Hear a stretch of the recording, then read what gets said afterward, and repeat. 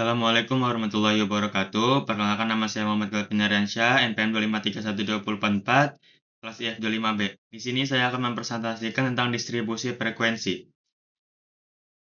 Mengubah data mentah menjadi informasi yang bermakna. Fondasi analisis statistika yang sistematis dan akurat.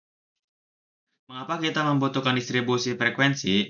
Sistematis mengubah tumpukan data mentah menjadi bentuk yang terorganisir dan mudah dibaca. Keputusan akurat memudahkan pengambilan keputusan berbasis data yang tepat dan dapat dipertanggungjawabkan. Yang gambaran menyeluruh memberikan gambar lengkap tanpa kehilangan detail esensial dari keseluruhan data.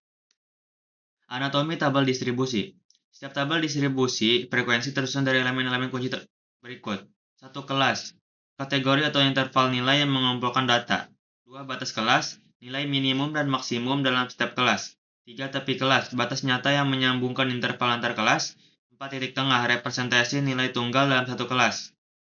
5. Panjang interval. Lebar jangkauan nilai dalam setiap kelas. Langkah-langkah teknis penyusunan. Hitung jangkauan. Jangkauan nilai max sampai nilai min. 2. Urutkan data. Susun dari nilai terkecil ke terbesar. 3. Tentukan banyak kelas. Gunakan Stargust K sama dengan 1 tambah 3,3 log N. Yang terakhir, tentukan panjang interval. Interval I, jangkauan bagi K. 4 langkah ini membentuk kerangka kerja standar dalam menyusun distribusi frekuensi. Aturan Stargust K sama dengan 1 tambah 3,3 log N. Memastikan jumlah kelas yang optimal berdasarkan ukuran sampel. Pentingnya frekuensi relatif dan presentasi. Proporsi yang jelas mengubah jumlah absolut menjadi proporsi mudah dibandingkan antar kelompok. Komparasi fleksibel membaca data secara tepat meski total sampel berbeda-beda antar studi. Relevansi terjaga menjaga makna data agar tetap bermakna dalam konteks perbandingan. Visualisasi data menghidupkan statistik. Histogram grafik batang yang saling berimpitan menggambarkan distribusi frekuensi setiap kelas secara visual. Poligon frekuensi, garis yang menghubungkan titik tengah puncak setiap batang memperlihatkan pola distribusi. OGIF, grafik frekuensi kumulatif yang menunjukkan tren dan akumulasi data setiap bertahap.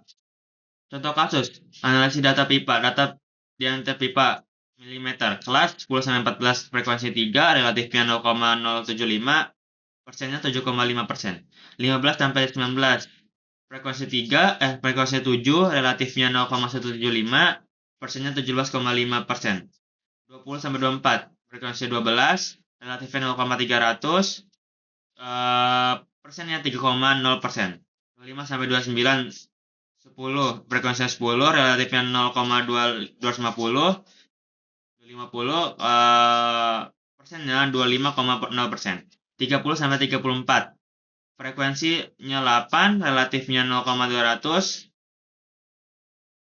persennya 20,0%. Tabel ini memperlihatkan persebaran standar produksi pipa dalam 5 kelas interval. Tips mengolah interval kelas. Satu data, satu kategori. Pastikan setiap data hanya masuk dalam satu kelas untuk menghindari duplikasi dan kesalahan hitung. Pembulatan ke atas. Gunakan aturan pembulatan ke atas untuk jumlah kelas agar seluruh data terakomodasi tanpa terlewat. Konsistensi interval. Panjang interval yang konsisten menjaga akurasi visual. Histogram memudahkan interpretasi. Kesimpulan, kekuatan distribusi, transparansi, data terorganisir adalah kunci transparansi dalam setiap laporan dan analisis. Bahasa universal, visualisasi mengubah angka menjadi bahasa yang dipahami semua pemangku kepentingan.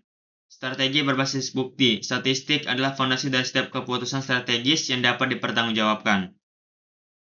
Sekian presentasi dari saya. Wassalamualaikum warahmatullahi wabarakatuh.